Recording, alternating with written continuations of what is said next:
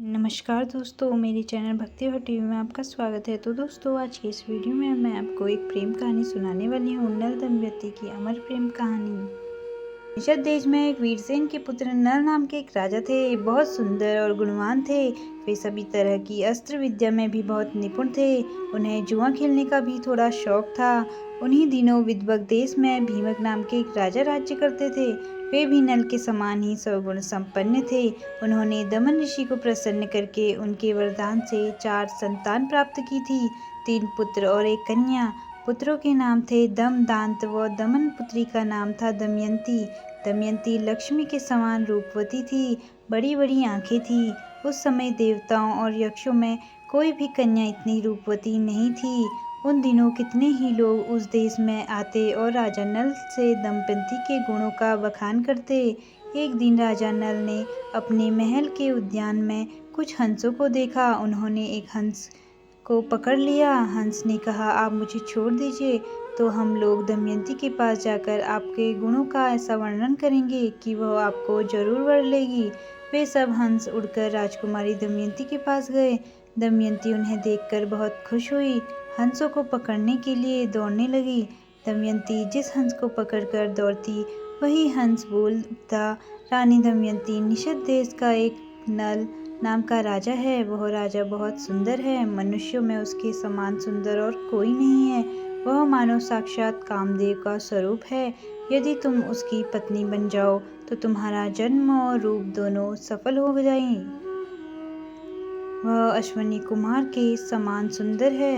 मनुष्यों में उसके समान सुंदर और कोई नहीं है। जैसे तुम स्त्रियों में रत्न हो, वैसे ही नल पुरुषों का भूषण है। तुम दोनों की जोड़ी बहुत सुंदर है। दमयंती ने कहा, हंस, तुम नल से भी ऐसी ही बात कहना। हंस ने लौटकर राजा नल को उनका संदेश दिया। दमयंती हंस के मुंह से राजा नल की कीर्ति सुनकर उनसे प्रेम करने लगी। उसकी आसक्ति इतनी बढ़ गई कि वह रात दिन उनका ही ध्यान करती रहती। शरीर धूमिल और दुबला हो गया। वे कमजोर सी दिखने लगी। सहेलियों ने दमयंती के मन के भाव जानकर राजा से निवेदन किया कि आपकी पुत्री अस्वस्थ हो गई है। राजा ने बहुत विचार किया और अंत में इस निर्णय पर पहुंचा कि मेरी पुत्री विवाह योग हो गई है। दमयंती के पिता ने सभी देशों के राजा को स्वयंवर के लिए निमंत्रण पत्र भेज दिया और सूचित कर दिया। सभी देश के राजा हाथी व घोड़ों के रथों से वहां पहुंचने लगे।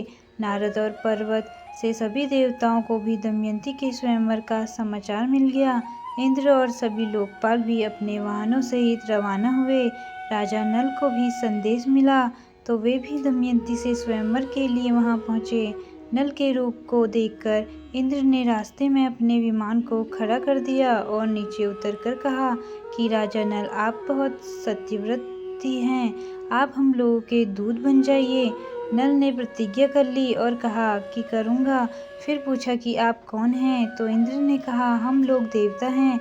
हम लोग दमयंती के लिए यहाँ आए हैं।